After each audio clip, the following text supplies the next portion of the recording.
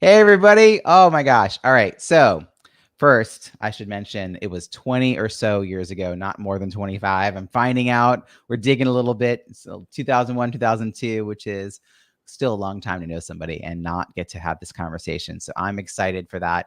Stick around. I'm going to read the formal intro right now. Thanks, everyone.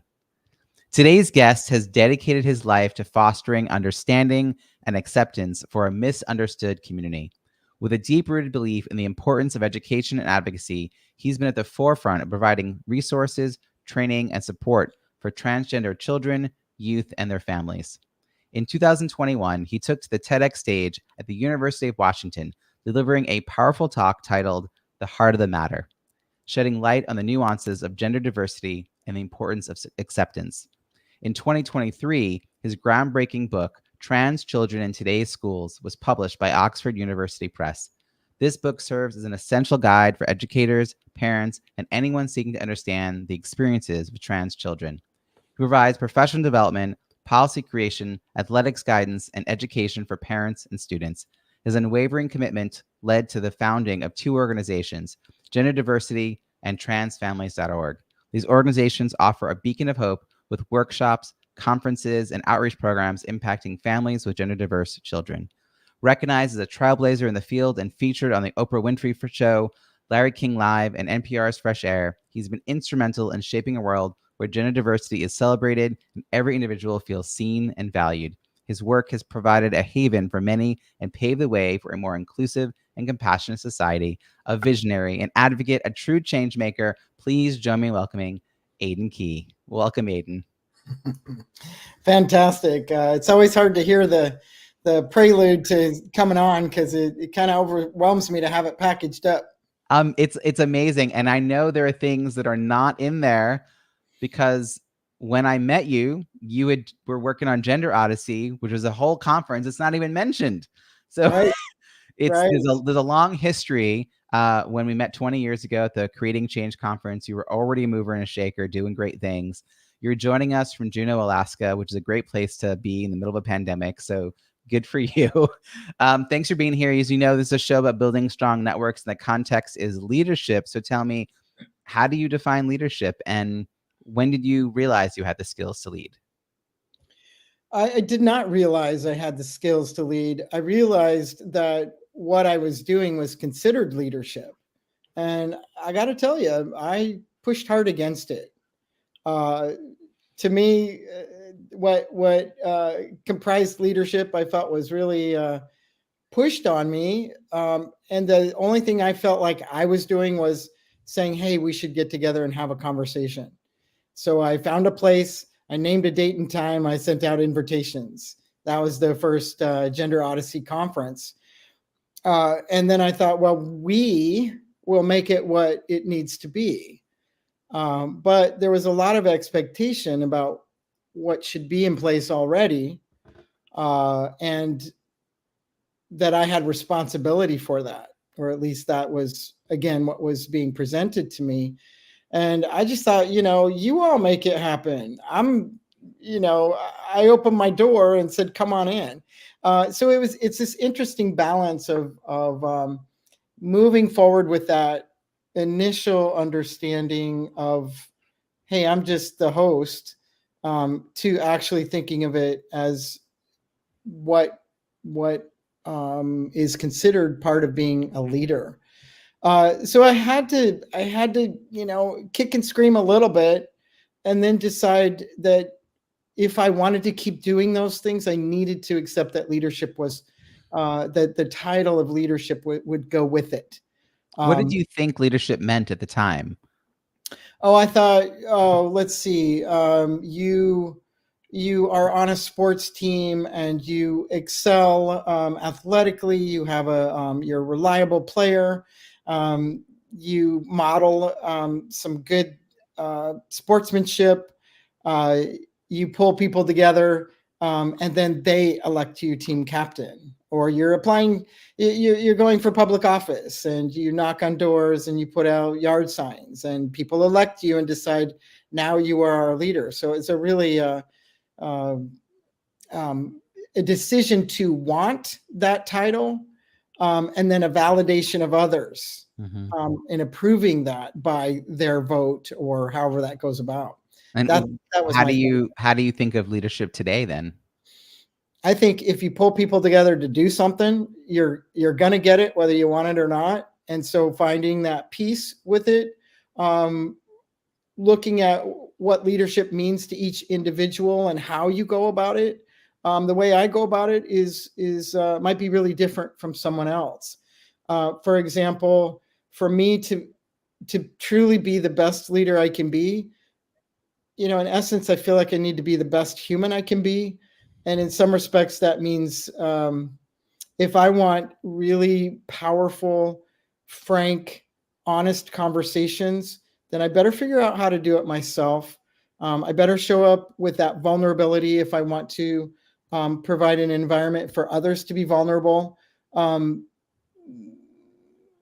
and then also think about the responsibility that comes with being one person with one brain and one set of experiences in life, and know that that is just one person. What about everyone else who is showing up?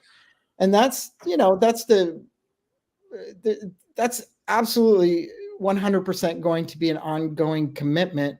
And I think when I think about leadership too, it's not just doing those things, it's knowing you will be knocked down, Hmm. knowing that critique will come, and sometimes critique is just sounds like a blissful word compared to some of the harshness that can come. And so it's examining, how important is it, how committed am I, where those situations can show up, because they have and they will continue. What do I do with them? What do I learn from them? How do I keep them from crushing me? Not them, other people, but the experience of it, of falling down, of being imperfect.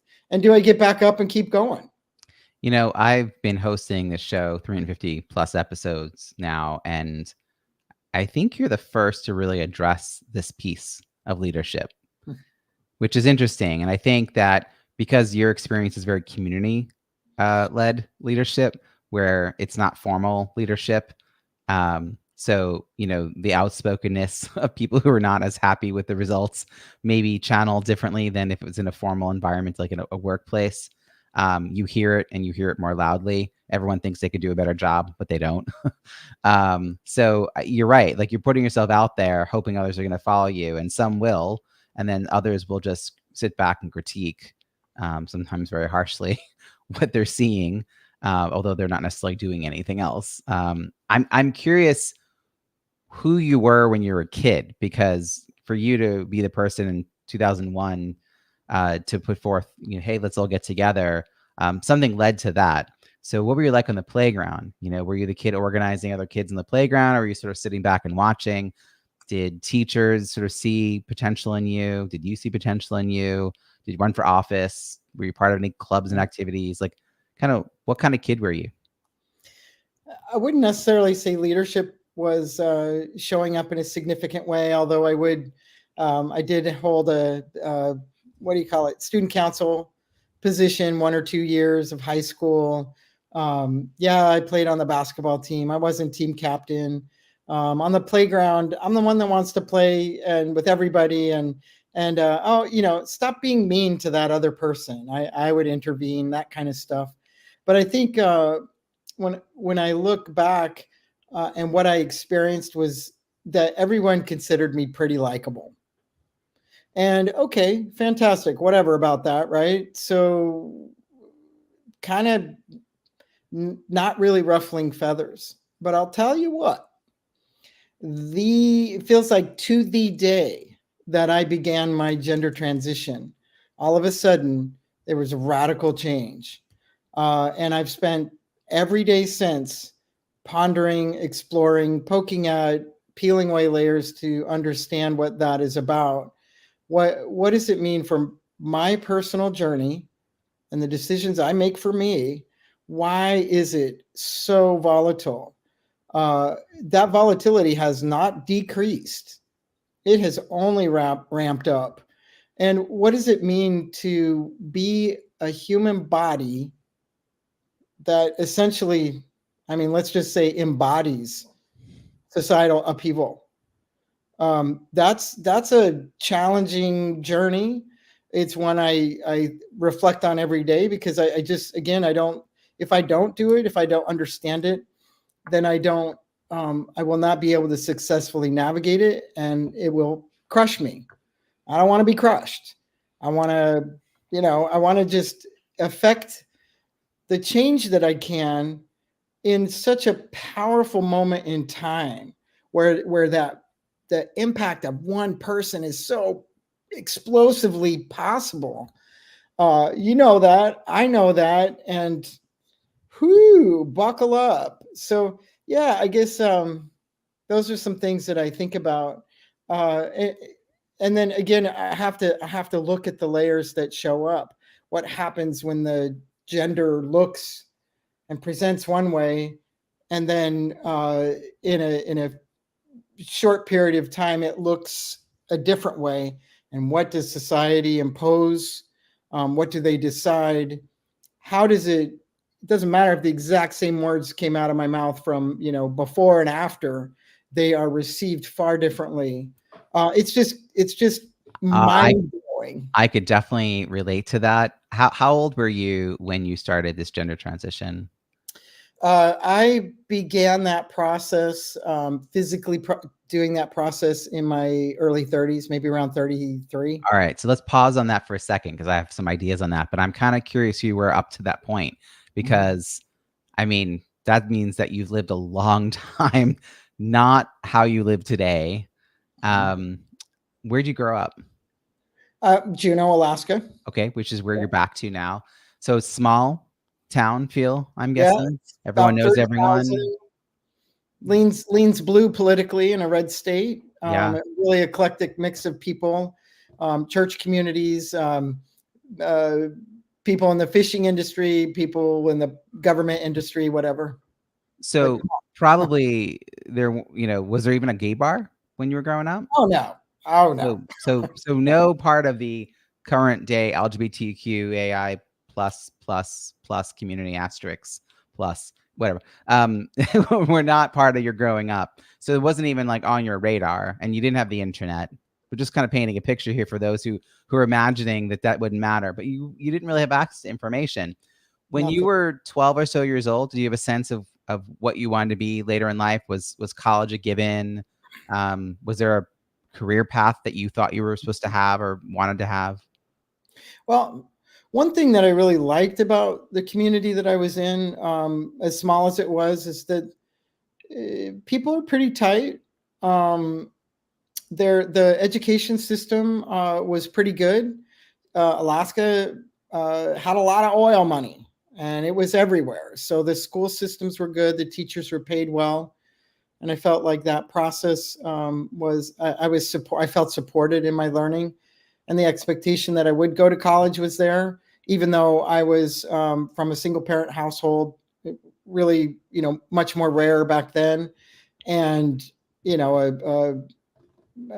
definitely a poverty standard income.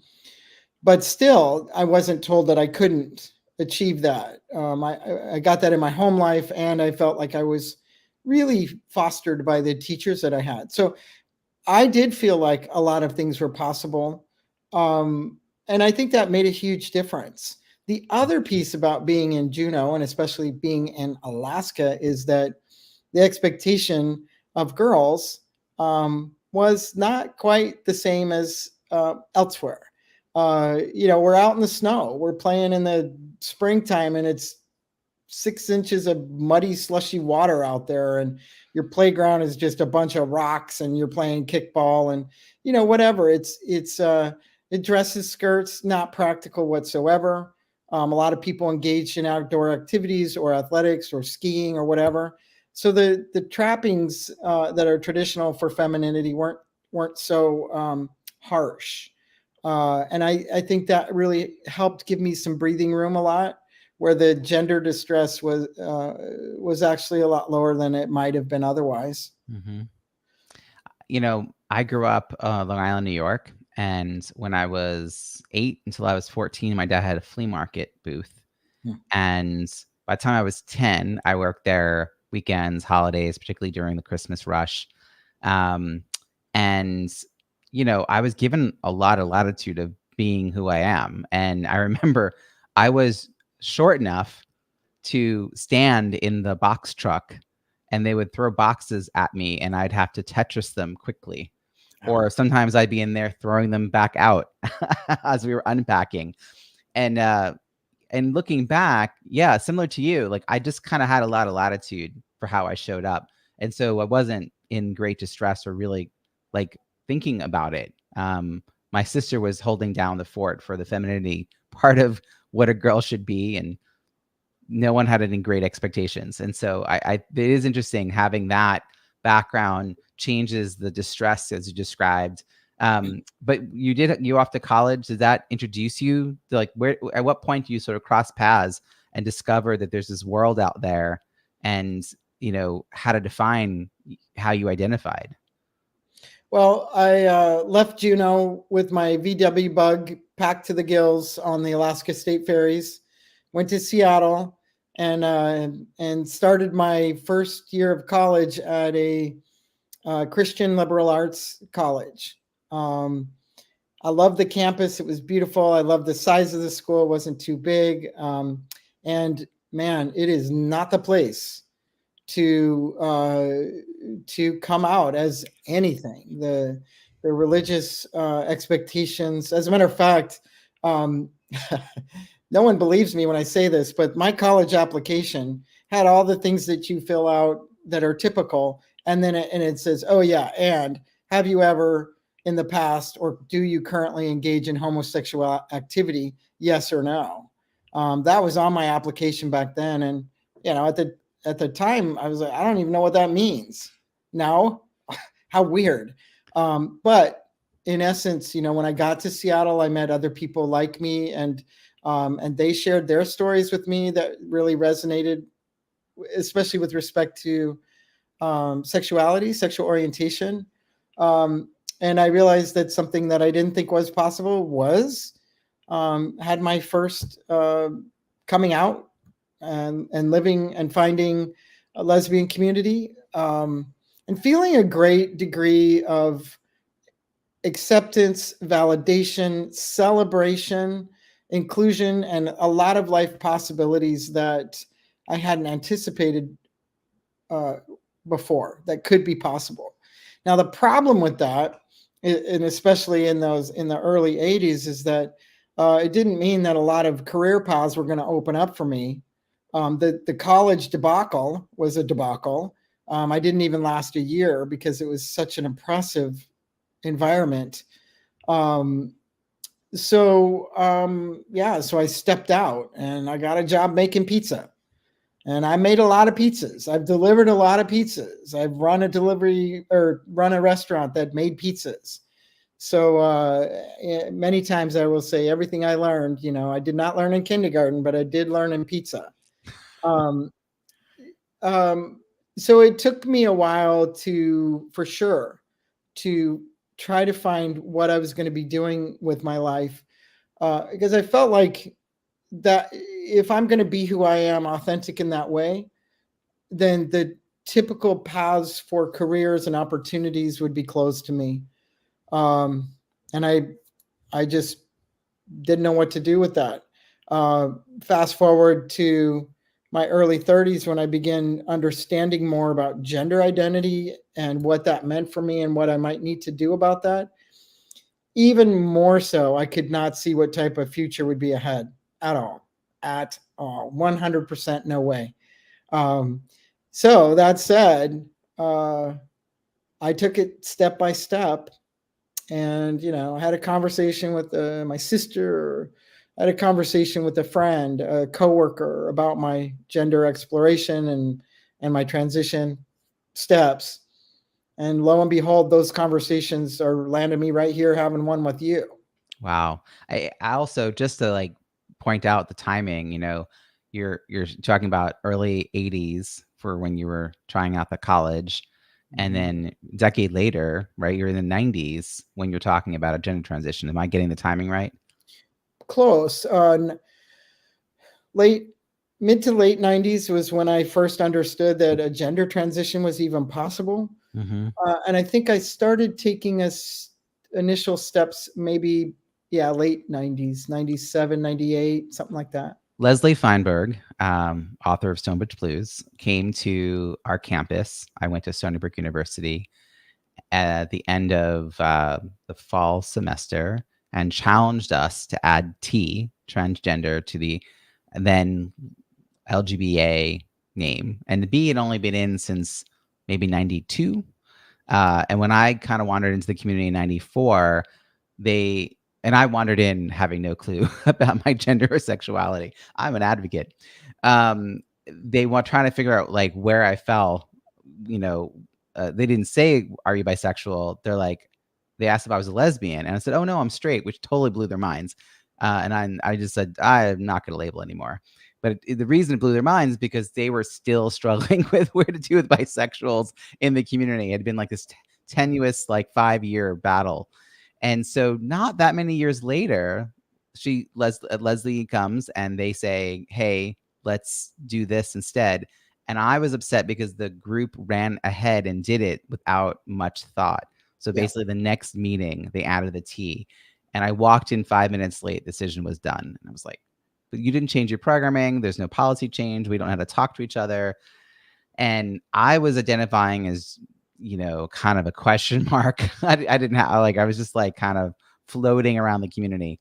But to go from that moment where it was just sort of beginning to be understood to now where there's just so much more for young people. And, back then young people were people in college. Now young people are people in grade school.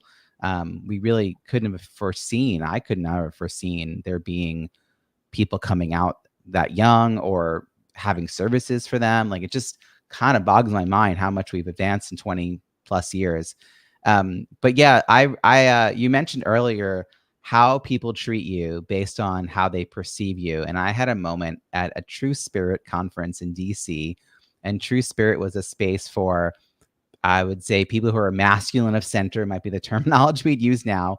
And I walked in, and people at the conference thought, and I was not yet on hormones, that I was someone's boyfriend who was supportive. Mm-hmm. And when I walked out and I stopped at some random rest stop, people glared at me because I was a dyke. And I was like, this is interesting. Right. Gender Right. is an interaction. Like, Right. wow. Right. Well, it was really nice to hear you comment about the adding the T, because it was just so quick, and it was so much from my perspective in the framework of, okay, let's just get it over with. Let's make sure it's lowercase, not uppercase. So we're going to add you, and you just need to know your place. T for token, T for a little mascot, and now be quiet. That's how I felt like it went. And what was interesting in my work, because that's when my conference was starting and things like that, is that there was people of certain generations, new younger generations coming in, taking to heart LGBT, and thinking, well, and I should have access to all of these resources and things that could help support me. I should be able to find community.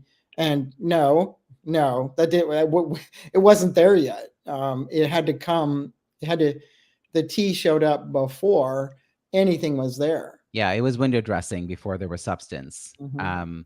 Programming. Which is interesting because in Washington State, protections for gender identity and gender expression showed up in 2006 before anybody really even thought what that meant or how that might apply. And so when the state superintendent's office issued guidance for schools, for K through 12 schools, about what gender inclusion means, they put out it means this, and this. And no one was prepared for it. No one had thought about it. No one knew how to implement that. Oh, they just get to go use this bathroom. oh, you just changed the name on the transcript? Wait a minute. No, no, no. So it was interesting, the cart before the horse kind of thing again. Yeah. I remember meeting Transsexual Menace at my first Creating Change conference in 1995, Detroit. I think it was 95 or 96. And they're out there, really being visible and, led by an attorney. So they also knew the legal landscape as well. Interesting that I later ended up working for Gay and Lesbian Advocates and Defenders, which changed their name a little while ago to GLBTQ Legal Advocates and Defenders, kind of to your point, where everyone made sure they included the full alphabet. But early on, I mean, it was definitely not. It was very periphery for a long time. And so when you started to think about this conference in 2000, 2001, your plan was to kind of almost have an unconference.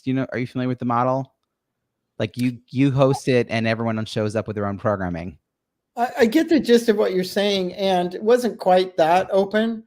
It was just a recognition, like, hey, and the conference started masculine of center also. Mm-hmm. Hey, approximately a third of these folks are going to identify or move through or engage in gay male community.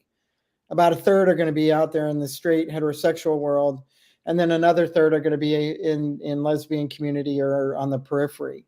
It was a real, of course, broad stroke delineation, but that was a little bit of how the programming leaned. Mm-hmm. But compared to Gender Odyssey at its peak in terms of having about 175 sessions, I believe that there might have been 30 at that very first one. So everybody, not everybody, but a lot of people were lamenting about what wasn't there. And I thought, are you kidding me? The fact that we even are under this roof is a miracle. Yeah. People came from other countries. They came from all over the US. The fact that we had 300 something people was, to me, a miracle, because I knew maybe 5 people, trans people in Seattle, Washington. So it was an interesting combination of massive gratitude for being able to come together. And then also, this is so not enough. Mm-hmm. Yeah. That's an intense place to be. I had an opportunity to help Sue Hyde with the Creating Change conference in 2004, and was in the office and witnessed to all the requests. And it was interesting because you would see how something would not quite rise to the surface of being a program. And one year someone came and there was no programming for asexuality. This is way before we understood even what ACEs was. But she said, I want to talk about this, and tweeted back when we used Twitter as a constant in an event, I'll be in the lobby. And a bunch of us met and we had a first time I ever had this conversation. And then, 5 years later, there was one session. And then 5 years after that, there was like 4 sessions or 5. Like, it really kind of quickly grew as people realized that it was a nuance. It wasn't just the 101. And I feel like the trans conversation was similar. Like, you got your one. Oh, we have to treat it so much nuance. And so for you to go from 30 to 175 means you're really listening. How many years did you run the Gender Odyssey conference? 20 until COVID. We're gonna pick it up again in the summer, but it's really morphed a lot too. I knew at the get-go that I wanted to bring in those on the transmasculine spectrum first, and I wanted to do that because I knew there were a handful of conferences that were largely attended by the trans feminine identified people. And I thought, let's start it out this way and then open it up as we go along. And that's what we did. It did take a while. It took longer than I expected because something gets a reputation. Man, we could talk all night about the conference and the things that showed up and the things to learn. But one of the things too, just to kind of just jump over a bunch of history, is when those first parents started showing up. And I believe that first conference was 2004. I had 3 families show up, and 2 of them brought their teens, their trans teens. And I'm looking at these 3 families with complete and utter disbelief, as in, you people don't exist. You, as parents who are supporting this person, this young person, don't exist. And you, my young friend, finding your voice at such a young age and opening your mouth and having language, that's impossible also. So it was a real mind blower. And one of the parents, I looked at him. He's 8 inches taller than me. I'm looking at somebody that's surely upper middle class. He's traveled across 2 state lines to get to this conference with his teen. To me, he's white, he's heterosexual. I am assuming that every privilege box is one that he could probably check. And he's asking me what he should do with his kid. And I thought, this is a desperate human. He doesn't know me. And I just thought, I don't even know what to say to you. I wanted to say, hey, I don't know. I'm trying to find my way here. I'm barely on my feet. Good luck. But instead, I did my best to respond. And it was just, what would I have wanted if I was 15 and able to find some words? Well, believe your kid. So I said, wherever it goes, even if it shifts and changes along the way, give your child some validation, believe them, make sure that they understand you're on this journey with them, and roll your sleeves up and find the resources and support out there that you can. And also, since I had quote, an expert in the area of transgender, whatever, I don't even know how they described it back then, an expert who was advising my doctor on how to care for me, and found out that expert had only seen 1 patient beforehand. I just said, you got to know that your experts out there may know nothing. They may have only 1 person's experience to draw from, and they're not going to have the experience of working with young people. So real game changer, that coincides with the ability to connect more beyond emailing. The social media explosion and all of that, the ability to connect with others, has really propelled the trajectory of these families and their kids. And we're seeing the explosion as a result, the explosive reaction to their rapidly growing presence, their visible presence. And nobody has time to keep up, not even me, in it every day for decades at this point. So I think when I step into environments, whether that's with educators or medical providers or a corporate workplace environment or the pre-K school, I just cannot help but be ridiculously compassionate for the distress that people are experiencing, because where are they supposed to find this learning? Where are they? How can they possibly access any type of shift in therapeutic approaches? Where are they going to get their research when it's not happening fast enough for anybody to really access and have benefit? So, whatever. I had to write that book. I swear to God, if nothing on planet Earth ever happened again, I had to finish that book. Trans children in today's schools, at the very least, to be able to say, here's 15 years worth of information. We may not know how it goes in schools, but here's a snapshot of time where we can see exactly the things that have happened, the questions that show up, the situations that occur, the situations that do not occur. At the very least, we can look at something rather than float around in our brains in a state of panic with only our imaginations to fuel worst case scenarios. I just want to thank you for writing that book, because I'm part of a rainbow family group for my district. And, we recently had a meeting with our middle school principals, because we had some students who were going to be moving into 7th grade for this school year. And so over the summer, we met them. I brought a copy of your book to the administrator who organized the meeting. All the assistant principals and principals were writing down the name. And she wrote me and the administrator and said, this was really helpful. And I think it's like you said, like it's a black box. They can't see in. They have no idea what might happen. And these are the people who are wanting to do right. Like, we have very fortunate. We have a school district that wants to do right, but they're very fearful of missteps. The families that come to them need a lot of support and guidance, which they can't figure out how to provide.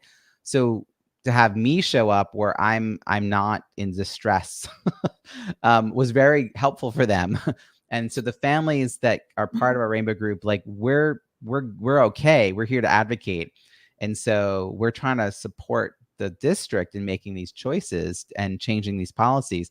And I'll give you a really concrete example. There's now individual garbage cans in the stalls of all the boys' rooms in middle school and high school, because lots of people menstruate that you wouldn't know menstruate, and you don't want to force that person to have to carry something to a garbage can by a sink or outside in the hallway. And it's such a simple thing that they were like, what? Right. We're like, yeah, this should not take 4 months of research and study. This is like, call up the janitorial service and ask them to order X number of more containers. Little waste baskets, right? Really simple stuff. But these are the things that a lot of people can't sort of foresee, because they can't imagine that world. They've not walked those lives. Such a great concrete example, right? Our very first conference, the conference facility didn't stock the toilet paper in the men's room because it just doesn't need restocking as much as the women's room. And we all needed toilet paper. And so one of the things I learned, the learning happens every which way you look at it, was talking to whatever convention facility we might be hosting our event and saying, hey, by the way, please make sure that they stock paper products properly, maybe more frequently than the schedule usually might be. And, when it comes down to it, and you want to figure out how to be gender inclusive in schools, it really comes down to those kinds of small details. We can throw our hands in the air and talk about the safety and privacy needs of not the trans kid, but all the other kids. What we need to recognize is that if we are addressing the safety and privacy needs of a trans or non-binary kid, we're actually, and we look at something fresh, typical practices that we take for granted and look at it fresh, those steps that we might take to help that gender diverse child also deeply benefit all the other kids. And that shows up in questions about locker rooms and showers. And I remember one administrator at a school district who said, yeah, well, what about the locker rooms and the kids all showering naked and whatever. It's the thing that's brought up over and over. And I just looked at the other people in the room. I said, well, tell me, do the kids still use the showers? And every head in the room said, no, they don't. And so the one who asked that question, he was very surprised. And somebody else said, no, we use that for storage. And I've heard that too. Yeah, in my journey of learning, because why do these specific questions come up so often over and over? I want to understand that too. I want to find out where that question's coming from, what they think might happen. And I actually found a New York Times article from 1995. So quite some time ago, nothing to do with trans kids at all. But it was about privacy in locker rooms, and that the students were deeply uninterested in showering and being naked in front of their peers. And they felt like that practice of prior generations was barbaric, and couldn't, and felt like, and understandably so, felt like it was violating their rights. And so even in 1995, a young woman who, again, these are not transgender kids, these are just kids for various reasons wanting greater degree of privacy, and pursuing her rights to have that and prevailing. So yeah, it really kind of makes the questions a moot point. And even if kids are having it, even if there are expectations for them to shower in certain situations, I know there are some important ones. Swimming team members, people who wrestle, they're on sweaty mats together. It's important to for health reasons. Then how do you ensure that you're protecting the privacy needs of all those kids? Because they want it. It's an excellent example. I could never imagine why people would have chosen the open format shower. And I've heard from many people that is used for storage in their school because no one's really using it. Right. How has the launch of the book been? Because it came out fairly recently. Where has that led? What are your goals for the book? Well, holy moly. Not a prolific writer. It's my first full-length book. To have been able to have it published by Oxford University Press was a miracle. To have it come out when it did was also quite a serendipitous timing.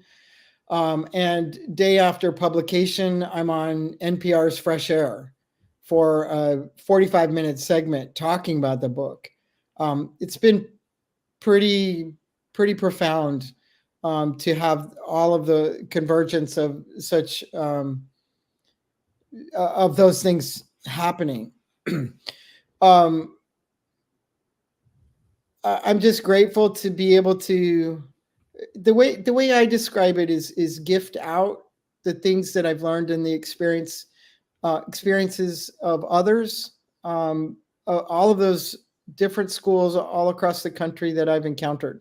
So being able to share those real life experiences, at the very least, if people are saying, well, I just don't know how this is going to go, they can read some examples of situations and how it has gone. Right. I'm grateful. I'm really grateful to do that. I felt actually pretty desperate to do that, because when people have an opportunity to have their questions addressed, they calm down. They might not grab the trans flag and be ready to march down the street, but they do get back to a place of recognizing that kids are kids, that these children are members of their community, that they need to look after them, that these are families within their community. And that's my primary goal with that. So also, having done a good percentage of work in Washington State, and to see that progression over it's been over 15 years now, maybe 17, I'm not quite sure. Yeah, at least 17. But to see that progression, and how across the state, even in the more politically conservative environments, there's continued progression, increased confidence, navigating questions of political leanings and faith-based perspectives, and addressing those questions. At the very least, the educators, the administrators, the coaches, all of that feel more and more confident every day to be able to assuage those fears that show up. So that progression has been pretty phenomenal. And watching in recent years, as questions about athletic competition and all that come about, well, you got 17 years of a track record to look at. What does it say? Well, I can report on that, and I did. It's two chapters dedicated in the book to those questions. And those questions are different when it comes to K-12 sports compared to college or Olympic or professional athletics. Mm-hmm. So we got to bring in the nuance there and consider that. So to the other part of your question about, where do I hope it goes? I want this book to be in any university that has a Department of Education. So prospective teachers who might want to learn more about gender diverse kids, I want them to be able to see that. Of course, I wanted to go to school districts across the nation because there's so many amazing, brilliant people working in all these districts, fielding all of these questions and concerns, and they don't have the backstory. They don't have they don't have the experience yet to draw from to be able to address those questions. So I want to see that happen, and I want to figure out the best ways that I can to go ahead and, on a faster timeline than in Washington State, which is day by day, year by year, see if this information can't be helpful to at least get more communities on a better start for gender inclusion. It's wonderful. And I'm really proud that you were able to pull this off. I know that writing any book is not easy. Writing this kind of book, which is like almost a lifetime of knowledge that you've accrued personally, professionally, and putting it in a way that people could reference, and that someone who knows very little on this topic could find comfort in reading. You really accomplished that. So, and I've already seen that from people I've handed this book to, and I hope people listening will go to the show notes at ontheschmooze.com. I'll have a link there. You'll find it also. It's on Amazon. We'll make sure people know how to find the book. We're about to wrap up, but before we get to our wrap-up question, we're gonna have a quick word from our sponsor. All right, my favorite wrap-up question is this, Aidan. I'm hoping we don't wait another 20 years to talk again. It hasn't been a whole 20 years, but it's been a while since you and I have chatted. So let's say a year from now, we're catching up again, and I'm gonna want to know everything you've been up to in the previous year. What are we gonna be celebrating on your behalf a year from now? What are you most looking forward to in the year ahead? I think that irrespective of the reasons that volatility is showing up, independent of legislative bills that are all over the country attempting to restrict rights and all of that, all of those things coming together mean that we have conversations. And I can go all the way back to day one with my gender transition and know that if I sit down with someone and have a conversation, it's very likely I won't lose that relationship. It's very likely that that person will understand my experience much better. And the thing that was seeming to tear us apart will actually dissipate. And we will be back together in terms of our connections and the things that brought us together as friends or family or coworkers or whatever. I think we're going to see that. I don't know the timeline on it, but I get up every day and have those conversations daily with any number of folks. And I think that when we have those discussions, we learn more, and then our fear does dissipate. It may not go away entirely, but we will not see that same intensity over time. If that takes a year, if that takes a couple of years, I just don't know. I guess one other thing that I will add is the brilliance of stepping into those conversations, even if we're on seemingly really opposing sides. I've had some beautiful and brilliant conversations with people that did not expect to budge one iota, but we focused on our shared values, our shared goals, and found that, as humans, there was nothing to argue about in terms of treating each other respectfully, treating each other with kindness and dignity, and that inclusion, belonging matters to everyone. stepping into that foundation, we're on our way. Whatever legislatures are doing on any different day is kind of, to me, it's kind of details, painful and harsh details, but still.